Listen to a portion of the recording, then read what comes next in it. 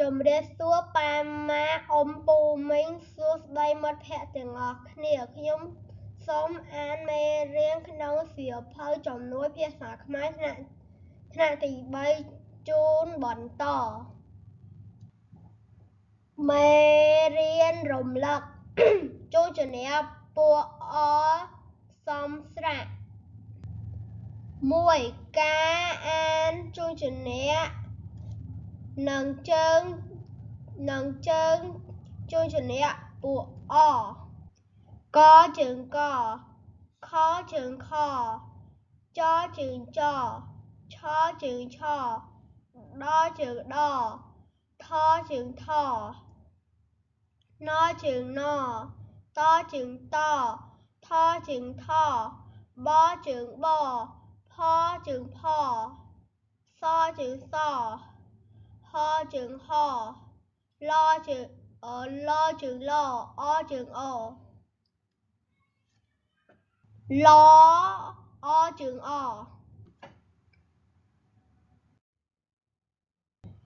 2ការអានជួយជំនាញនិងជើងជួយជំនាញពួកអ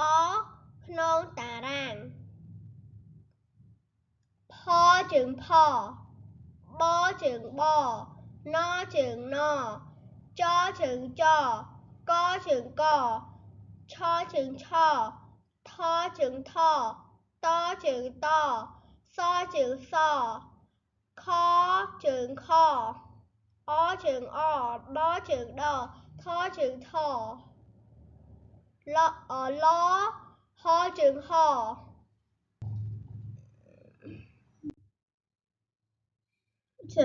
3ការអានព្យាង្គផអែផែបអីបីណអូសនោះចអាំចាំកអេសកេសឆអៅឆៅថអាថាតអឿទឿសអោសាខអោខោអអ៊ំបអំបំថអីថៃហអឺហើលអេលេសអុសុតអៅតៅបអេសបេអអួអួថអស់ថោះ4ការអានពាក្យតអោតោបអូបូចអស់ចោះកអោកោរកោឆអេឆេសអោសោ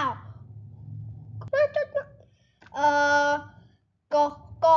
អូកករកដីកោះចណេះ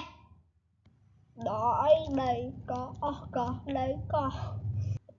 ចអំចំណនេះចំនេះដអំដំ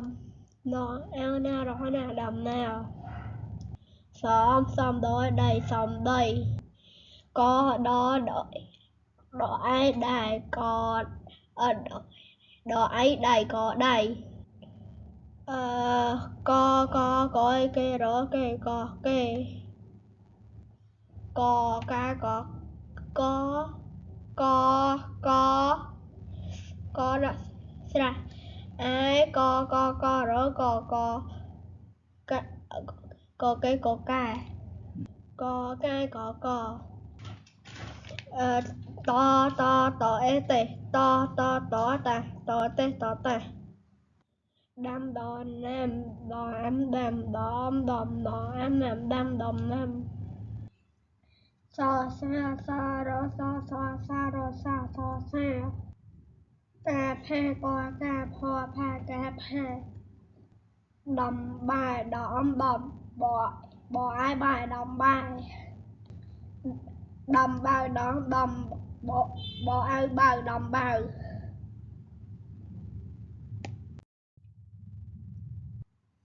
5ការអានលបា1បោផាបេះកកោះ2តាសៅខំដាំដំណាំ3ចៅ